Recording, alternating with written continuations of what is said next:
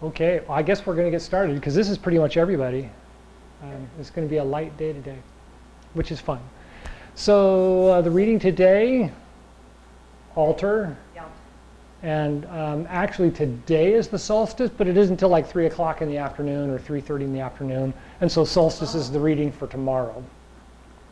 But altar, I mean, did you read the reading? Yeah. So a lot of the reason where we're getting to at this point is we're really getting to that stage. In the last couple of weeks we talked about it, is that Yang is becoming very strong. He's kind of like the teenage boy or the young adult who's trying to ignore the parents and doesn't want to do what they say, and they say, well, you need to do this, and it's like, no. And yet Yin, which is the grandmother, is upset with that and goes and pouts in the corner, and so the parents have to tell Yang, if you don't behave yourself, grandma's going to have to leave. And that kind of calms him down because he doesn't want grandma to leave. And so we're kind of at that stage with the altar. When you look at the reading, it's really, piling on offerings and prostrating yourself, and I mean, it's all very yang, right?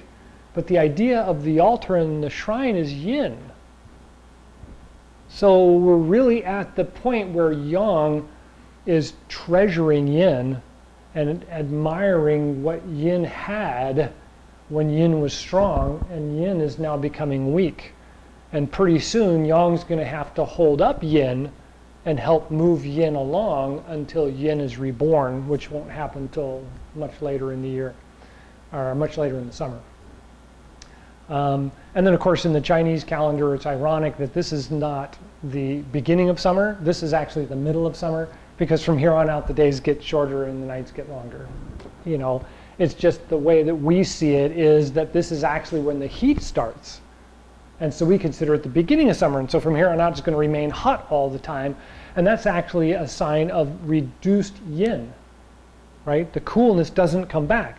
The heat's taken over, but it's going to start waning because we're going to start regretting that yin is missing and that yang is there all the time. And it's like, okay, so we kind of, it's that conundrum from the Western point of view, that this is golden, we can go out and do all these things and yada, yada, yada. And from the Chinese point of view, it's like, well, yeah, it's a great time for celebration because the farmer, which is the majority of the way the calendar is written for the Chinese philosophy, doesn't have to work.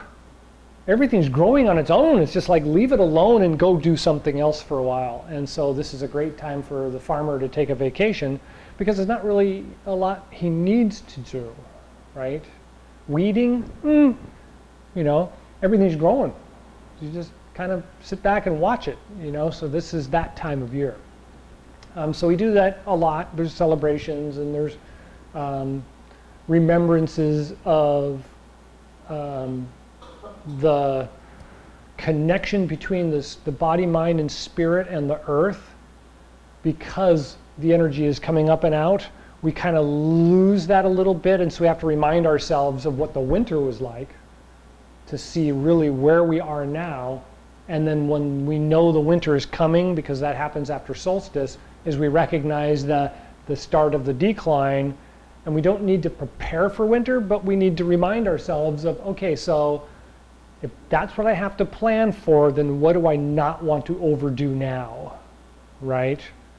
And that's the yang thing, is yang gets to this stage and thinks, I'm golden, and just starts plowing through stuff. And then winter starts to come on and it's like, oh, I did too much, and then winter's here and you're sick and you don't have enough to keep yourself going. Even though you may have stored food and all that, your spirit's gone. You wasted it all, as they say in summer. So there's a lot of consideration this time of year for those kinds of ideas, which is why we're talking about the altar. Why do we look at prostrating ourselves? Well, it's because we're doing, the body becomes the altar. We're cherishing the body, we're eating the proper foods, we're doing the right amount of relaxation and meditation and preparation so that we have a strong connection, both spiritually and physically, going into fall and winter, because that's what we've really, the next preparation. Kind of always looking ahead is the readings, or hoping to be able to read it. Anyway, sorry. Any thoughts? Any other ideas on that? Good. Okay, so today, as I said in the email, we're going to look at the silk reeling exercises and the marrow washing exercises, because the marrow washing and silk reeling really kind of get rid of the last vestiges of spring, where things are kind of, you're expanding and not really certain, and things are kind of tight from the winter, but not so tight as you're concerned. But we're still working the kinks out, and this is the point where those kinks need to be either recognized, treated, or let go of, and just moving on. And so then the marrow washing, same kind of concept. We're now at the point where the energy is just constantly pressing in. We constantly have this great chi energy going on, and we want to exchange the marrow, right? We want to exchange the marrow. We want to move the chi out, move the new chi in. Move the old chi out, move the new chi in. So it's a great time for thinking about those things, because intention, as my Chi Gung instructor said on Saturday's Chi Gung class, it's not really a matter of doing, as a matter of intention in the areas that aren't doing, so that they can do. So a lot of people this time of year complain that they're ready to go out and do stuff, but their knees hurt or their back hurts. And it's kind of like, well, you know, I can't really, it's like, well, so put your intention there and think about your intention doing the motion that you can't do, and allow the chi to then follow the intention, right, which is what it's supposed to do. And as it goes in and does the little exchange with the intention and the movement becomes suppler and becomes more relaxed and becomes more exchanging automatically. And it isn't going to fix it necessarily right away, but if you do that, it has the possibility of it. And we're just coming to the end of the chi cycle. Actually, no, it's another 2 weeks away. We will be coming to the end of the chi cycle in a couple weeks of spontaneous recovery, sudden death, and sudden illness, and sudden and or spontaneous recovery. Did I say that one already? Yeah. So it's that theory is multiplied. So it's not just recovery.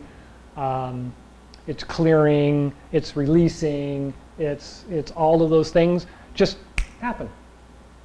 In this during this 2 chi or 3 chi nodes, it just happens. But we see a lot of sudden death too. You know, silly things. A little boy being dragged by an alligator. It's like, huh?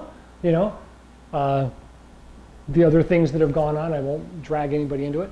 But it's just that time of year. And so if you pay attention, you'll also see that there's some spontaneous recovery and or healing, or, you know, sudden, oh gosh, you know, I haven't been able to do that for, you know, years. And all of a sudden it's like, let's go for a walk. I could do this all day. So it's the right time of year for that. Watch for miracles, don't expect them, right? That continues. Okay, so the silk reeling exercises, let's do a couple of things first. So just kind of roll the joints around, like roll the ankles and the knees and the hip joint, the arms and the wrists. So rolling is really, really important this time of year. We don't see it so much in the wintertime and in the springtime, although we feel it. This time of year, it just kind of loosens everything up and reminds the body that this is the movement we want. This is where we want things to move. So last week we talked about how the movement happens in the waist. So when we do brush knee or we do sowing seeds, right, it's all happening in the waist, and the arms really aren't doing a lot of work. But when we get into the silk reeling, it's a matter of finding how it rolls. Everything just kind of rolls up and out, and the energy moves through the body in this kind of a wave, right? This wave idea. And so when we're throwing a ball or throwing a frisbee or any of those things, if we think about the opposite foot pushing off and turning the body, and then the turning of the body rolls up and rolls the waist, and then rolls the arm, and then rolls the hand, it just kind of is this big whipping motion, right? It's got this nice whipping motion. So try that on both sides, and see if you can get kind of that feel of it starting in one spot and rolling up and out of the body. Right? So that's that kind of idea of silk reeling. So then the next thing, think about getting down in the stance like we're doing our Chi Gung exercise. And we want to feel the energy as we kind of lift up. So as we do our inhale and rise up, like in first moving gong or three gates gong, right? We want to feel the energy rolling up like a wave and then sinking back down again.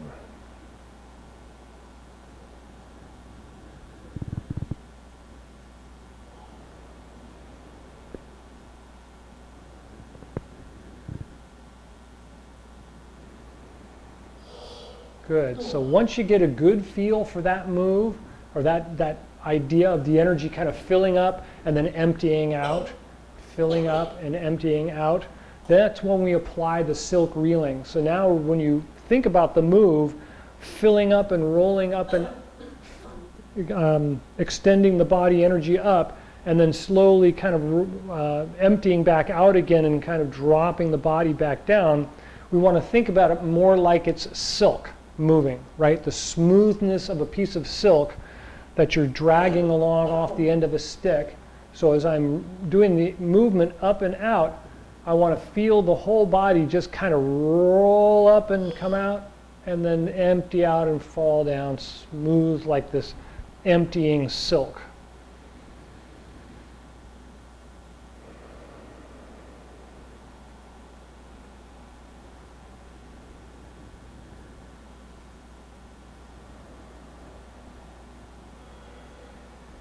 Good. So far, so good? Okay. So the idea of the silk reeling exercise is primarily to give you the opportunity to allow you to find spots that stick, right? And I said that in the email. The chi will stick in places in the body. I have a spot in my shoulder that sticks, right? And so when I do this move, if I can move my shoulder in the right way, it doesn't go click. But if I do it like I think I'm the big tough guy like this, it goes click and it almost hurts, right? And I want to kind of find where it rolls either under that or around that, right? Because that's the movement development I need to work on to get around the problem while I'm working on the problem. Right? So I've got a physical therapist and I've got a chiropractor and we're working on it. We're trying to resolve the problem. The summertime is the time. So we're trying to find the little problems that are existing and then we address them as we move into fall and winter and things start to change. And we head to winter, then we don't want to do anything, right? We want to maintain very carefully. So that's the idea. So kind of think about that for a minute, right? As you move, think about rolling and winding and unwinding things and see if there's spots that really stick. Someplace in the hip, someplace in the back, someplace in the neck, right? So find the spots in the body and see what's moving and what's not moving, and then try to either relax that area, loosen that area, or work around that area. And of course, we're not going to do all that today, but something for you guys to work on for your own health. Excuse me. All right, so any questions about the idea of the silk reeling exercise? Okay, so then we're going to apply the silk reeling to the Tai Chi moves. So when we do the brush knee, let's go ahead and pick a foot. And brush knee is going to be a block to the leg. And all I'm going to do is I'm just going to turn my shoulders and my waist slightly so that my arm blocks across my waist, or across my knee, across through the waist area. And then the other hand's just going to point straight out in front of me and come back to my ear, just like it's pivoting straight out and back. It doesn't turn and twist. So once I get that feeling, I want to come to the back foot and slide out to the front foot to finish the move. And then we're just going to start over again. So instead of winding up and changing the foot, we're just going to roll out. Once we get that feeling of rolling forward to backward, think about the silk reeling exercise. So I'm going to start with the energy in the leg. I'm going to let the energy in the leg come up, and I'm going to roll it out. And so give it kind of a, like it's coming out and I'm letting it go. So more like it's liquid or fluid, and I'm feeling it rolling up and kind of popping out the end there, or rolling off the end of my hand. So it's more loose than the move itself is rigid, right? It gives you that sense of bounciness, as it were. So go ahead and change feet, and just start with the movement first, rolling the waist, letting the arm just float across, and then the top arm comes from the ear and then straight out in front.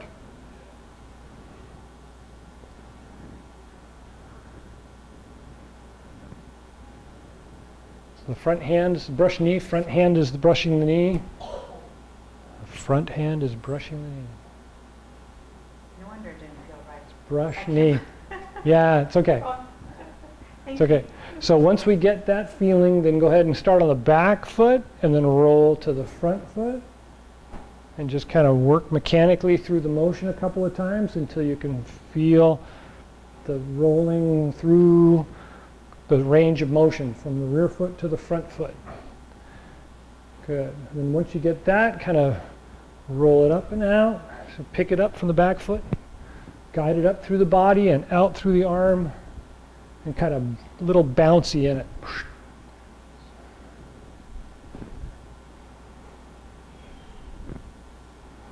Good.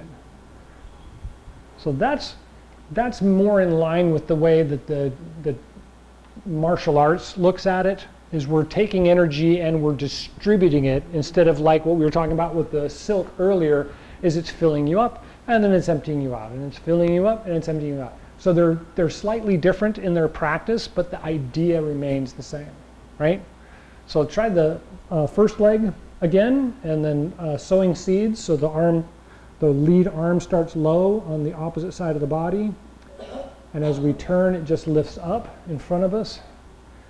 So I'm not really moving my arm in the shoulder, I'm just lifting my hand up, and the body's turning all by itself. And then start on the back foot and come to the front foot.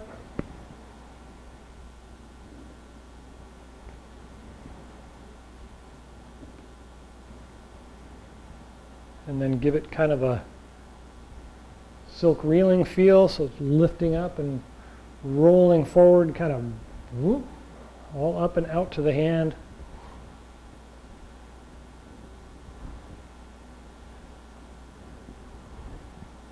Good. Good. And then try the other foot. So again, just all we're doing is lifting up the hands. We're kind of changing hands. Hand starts at the top, goes to the bottom. The hand that starts at the top goes to the bottom. The hand at the bottom goes to the top. And I'm just going to turn my waist.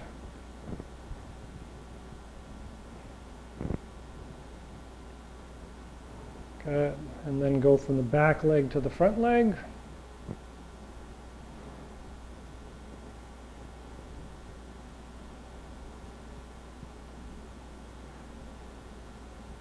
And then give it a little bit of a rolling, snapping kind of feel.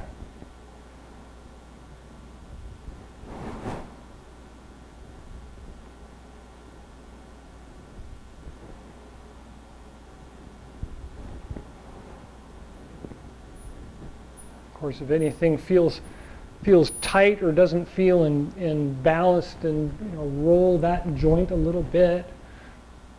Hips, back, shoulder, neck, whatever it might be. Okay, we're going to move right along.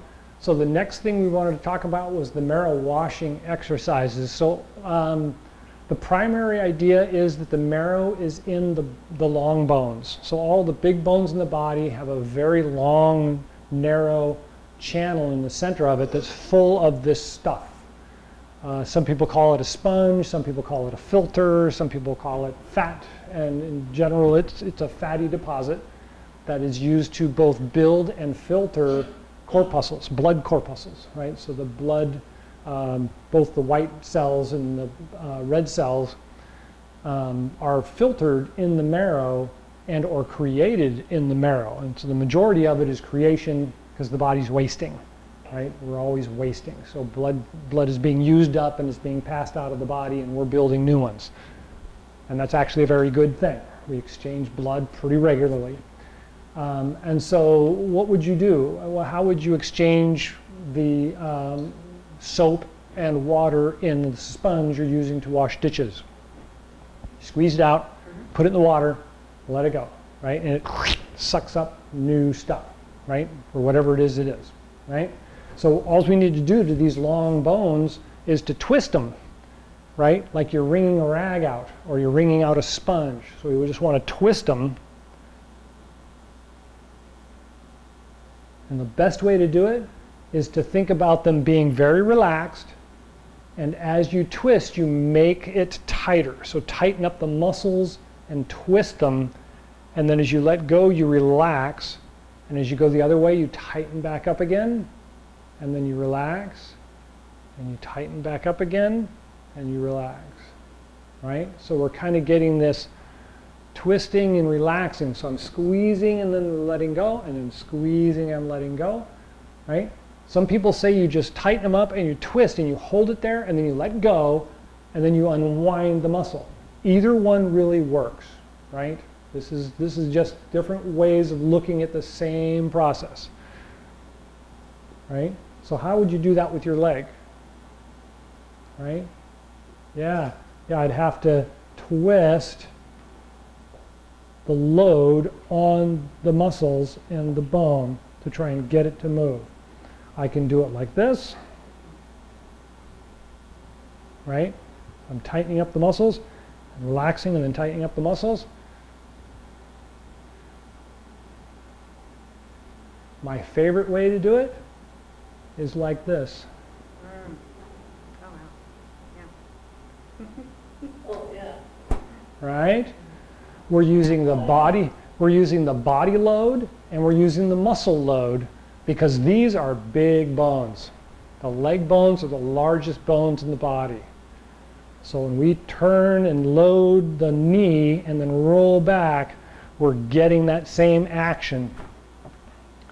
It can go backwards, it can go forwards. Primarily the Tai Chi set is all forward except for repulsing monkey.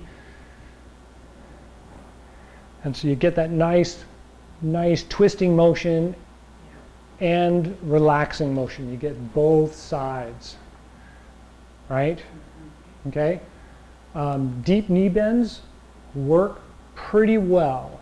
You can do deep knee bends pretty well. Just remember when you're done with the deep knee bend and you come up, extend up, because then you're involving the lower back and the hips, and that helps with lower back tension from sitting or any other number of compression problems that we have. So if you're going to do deep knee bends, you can feel it right here. The legs are nice and tight, the muscles are tight. We'll grab with the feet into the ground and really tighten up the muscles and push up until you get up about mid-high, and then let go and just kind of push with the bottom of the feet and relax the muscles. And then do the same thing again. So come down and kind of tighten, grab the ground with your toes and tighten up all the muscles in the leg and push up, and then let it go and reach up. Good.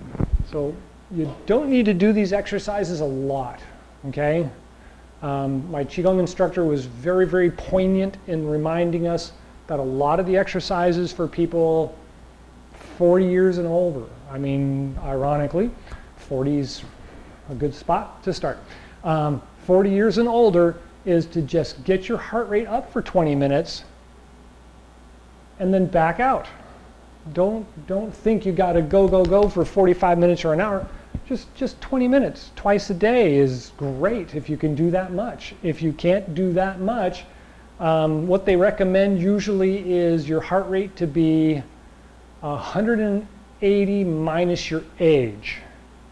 So if 180 minus 50 is 130. You get your heart rate up to 130, that's going pretty good, right? So talk to your doctor, of course. Best medicine is good medicine. But if you have the opportunity to just do a little bit of exercising every day, you want to get your heart rate going and kind of keep it there, right? The martial arts is always teaching, and Tai Chi primarily, the martial arts is always teaching that you make great strides by not attacking all the time, but retreating, right? If someone's coming at you, don't go head to head. That doesn't make any sense at all. But if you back up slightly and give them the opportunity to let their energy expand, it's wasted. And now you don't have to work so hard. And that works with our body, right? It works the same way. So if I'm really working the muscles of my leg and they start feeling a little shaky and a little weak, well, maybe not so hard. Right? Come back just a little bit. And you can actually go further. One of the people that came up with this, well, I shouldn't say come up with this idea, one of the people that published this idea is a triathlete 20 years ago, I think, Mark Williams or something. And he was working on his run, and he was working on his swim, and he was pushing and pushing and pushing, but he was getting worse and worse and worse instead of getting better and better and better. And so what he did was he just backed off a little bit. And he found a pace that he really felt comfortable with, and he let that guide his heart rate and his intuition, and within 6 months, he was outpacing himself. And he's got records in the triathlete that are still being looked at as like, how did he do it? How did he get there? And they're still amazed. I don't know if they're still records, because a lot of stuff's been broken in the last 10 years. But it was still just back off a little bit and you actually get better. So if you give yourself some space, you do more, right? And so that's that whole concept. Okay. Covered a lot, did a bunch of things. Any questions on any of them? Any thoughts about them? Any ideas or no? I'm not that good. I know I'm not that good. Okay. So we are, as I said, we're hitting the solstice tomorrow. Days are actually going to start getting shorter, but they're going to get hotter. And so a lot of things to remember about this time of year. We're going into the season of wet fruit or wet foods, right? So there's a lot of melons are coming out, and watermelons are coming out, and zucchini, and all those kinds of things. Just a lot of liquid in them. Don't kill them. Just warm them up. Or melons, just enjoy them during the warm part of the day. Make sure to chew them completely. Don't just bite off big chunks and swallow it because it tastes so good. Chew it up. Chew it up. Get all the liquid broken down, because all the little cells need to be broken down to get the liquid out of it, to nourish the body, to provide you with all the kinds of liquid fluids you need because of the heat. The heat is drying, right? And we don't want that to happen to the joints and the muscles and to the tendons and all that kind of stuff. So those are, it's not specifically soups that we need to have this time of year. Those are more for the fall and the winter. But they're still okay. Just put more vegetables in it. Make sure you're getting the wide range of food that's coming out. Other than that, Chi Gung, of course, before you go to bed. Better this time of year, because as it gets hotter, it's harder to knock down, it's harder to go to sleep, you're wound up more. So evening is actually a lot better for Qigong than morning this time of year for people. But I do it in the morning and I do it in the evening, so just do it. It's just good for you. Still providing yin support in a very yang environment, right? It helps us be reminded that yang isn't just wild and crazy and out of control. Yin is there, yang is just growing up still, All right, I could go on for hours. So let's do a little bit of standing Qigong.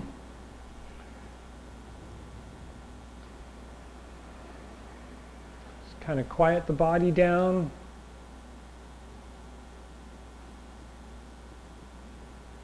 Make sure the chest is good and open. This is a good time of year again for like lifting up the chest and opening the shoulders to make sure you're able to expand the lungs completely.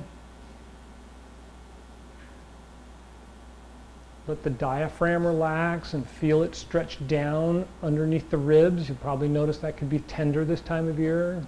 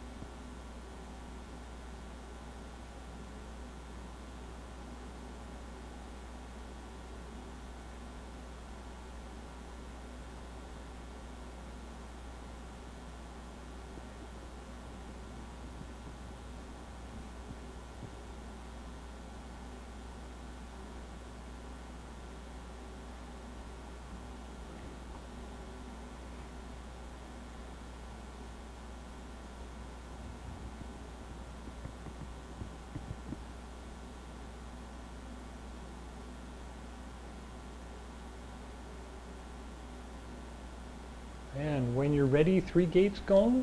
Roll the feet out and inhale, rise up slightly. Open the chest and widen the arms. And exhale and roll the feet in, bend the knees, straighten the hips or the lower back. Pause for a second at the bottom, and then when you're ready, inhale and rise up. Rolling the feet and arching the back, opening the chest, and then exhale down.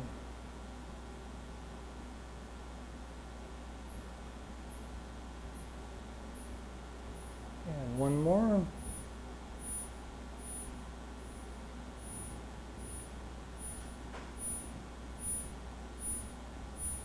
So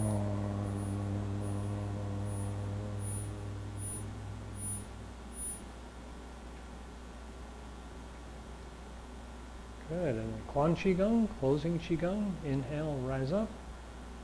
Gather the universal Chi.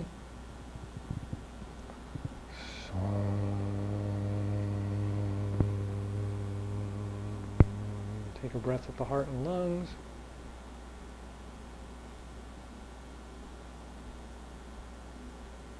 And the Dantian and Mingmen.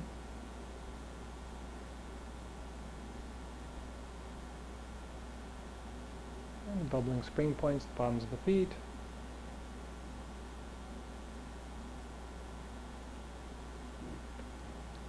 And take a couple more breaths. Feel the feet firmly connected to the ground.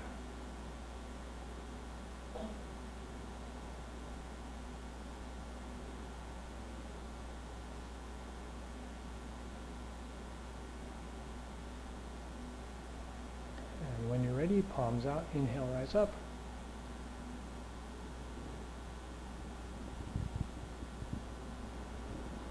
So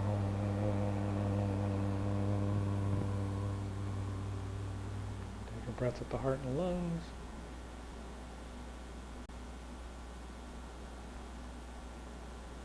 And the Dantian and Mingmen.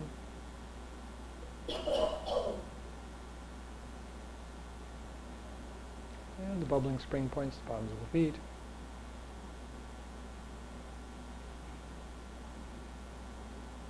And a couple more breaths. And feel the feet sink into the ground slightly.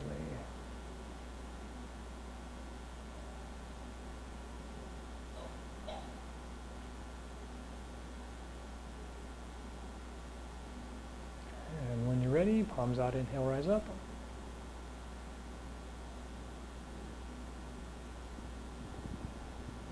So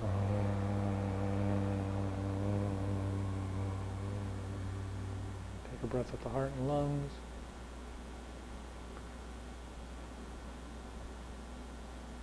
the Dan Tian and Ming Man.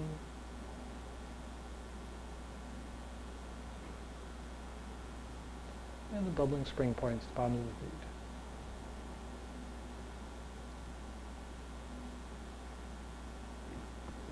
And feel the energy all around you, flowing down through the top of the head, down the spine, nourishing the organs, down through the legs, nourishing the marrow, and connecting through the feet to the ground.